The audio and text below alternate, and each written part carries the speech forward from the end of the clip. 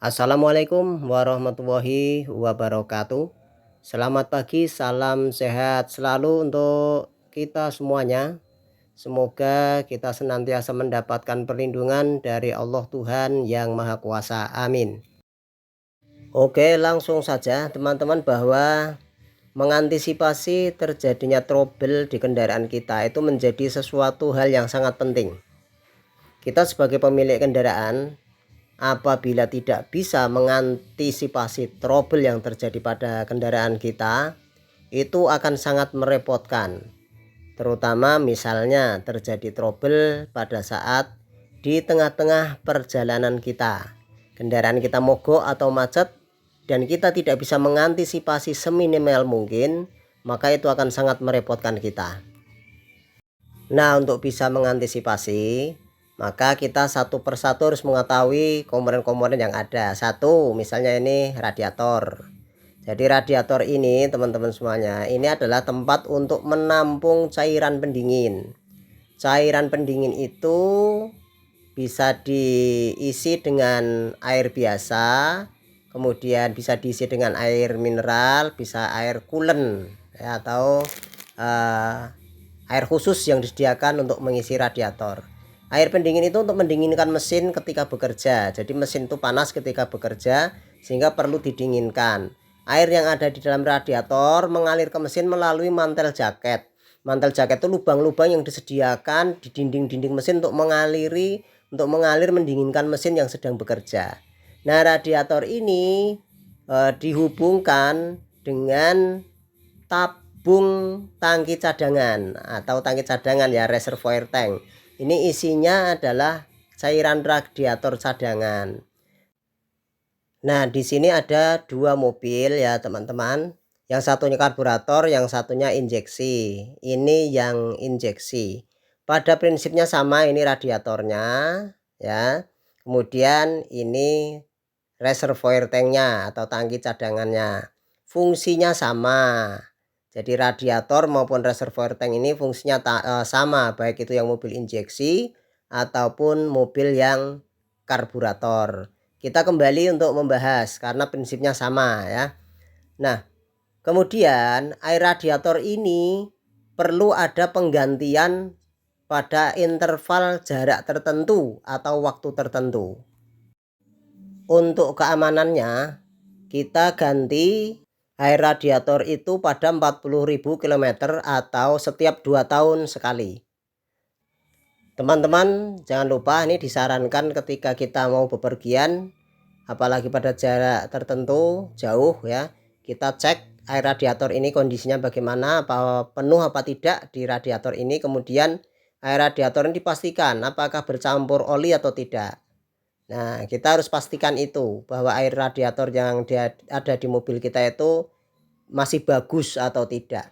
Dan juga di penampung ini juga kita cek apakah masih aman ketinggiannya, apakah tidak. Yang aman adalah di antara garis atas dan garis bawah ini, atau setidaknya mendekati garis atas di sini.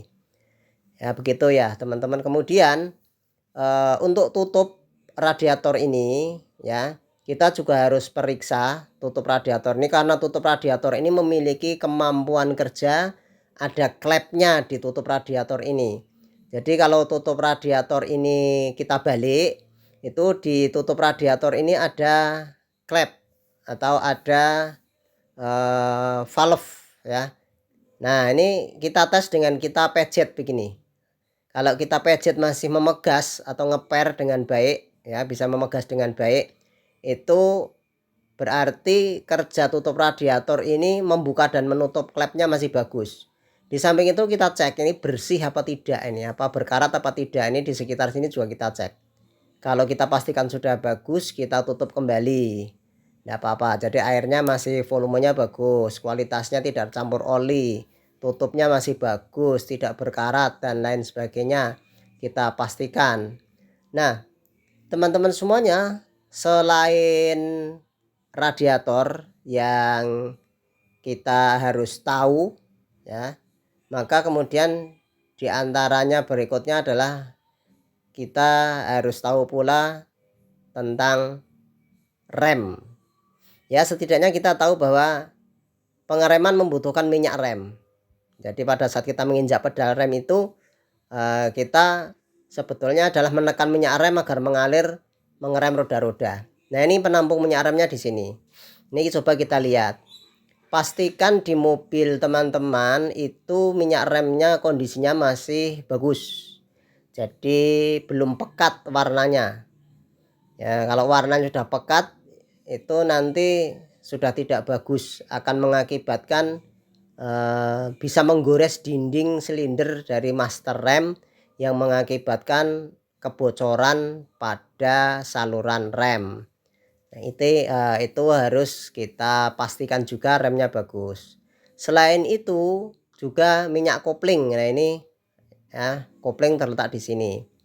Ini minyak koplingnya juga dicek apakah volumenya masih bagus ya, masih banyak.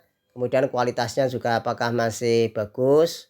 Itu kita cek semuanya. Seperti kita mengecek minyak rem tadi. Juga cek periksa kebocoran, ada rembesan-rembesan apa tidak di sekitar bodi master, baik master rem maupun master koplingnya. Karena ini sangat penting ya teman-teman, kadang-kadang kita kalau menginjak pedal rem itu jauh atau remnya harus dikocok dulu, itu bisa terjadi karena kebocoran pada sistem rem. Selain itu juga ini kita jangan lupa kalau mau pergi itu kita cek olinya. Jadi oli itu ngisinya di sini teman-teman. Ini adalah penampung untuk pengisian oli ya dari sini. Jadi kalau teman-teman pemula mengganti oli itu sebenarnya mudah. Tapi di sini tidak kita bahas tentang bagaimana penggantian oli. Kita satu persatu pelajari komponen yang mungkin kita ya sedikit banyak harus mengetahui. Nah ini kalau di mobil yang injeksi ya ada beberapa tipe yang minyak remnya itu menjadi satu sekalian dengan minyak kopling. Jadi adanya hanya master rem dan reservoir tank untuk sistem rem, yang ini sebenarnya digandakan fungsinya juga untuk kopling. Jadi kopling minyaknya jadi satu di tangki reservoirnya rem. Itu yang di mobil Innova seperti ini. Ini yang kebetulan yang saya perlihatkan ini adalah di mobil Innova. Dan yang satu lagi itu di Toyota Starlet ya. Selanjutnya untuk aki. Nah, aki ini sebisa mungkin kita jaga arusnya biar stabil. Untuk itu disarankan kita semuanya untuk sering melakukan pemanasan mesin. Kalau mobil itu tidak dipakai, seringlah dipanasi setidaknya. Kalau mobil lama ya 3 hari sekali dipanasi. Atau kalau bisa ya 2 hari sekali. Nah kemudian ini ada filter bensin. Mobil lawas ataupun mobil injeksi itu kalau filter bensinnya ini kotor, seringkali menyebabkan berjalannya tersendat-sendat, mesinnya endut-endutan. Untuk itu filter bensin perlu dibersihkan. Mudah membersihkan filter bensin, tinggal dilepas kemudian dikocok-kocok ya, ditiup biar keluar kotorannya. Yang diinjeksi ini filter bensinnya Innova ya ini. Innova sama saja, kalau filter bensinnya kotor ya berjalannya endut-endutan. Jadi sering harus dikontrol, dibersihkan filter bensinnya atau filter bahan bakar.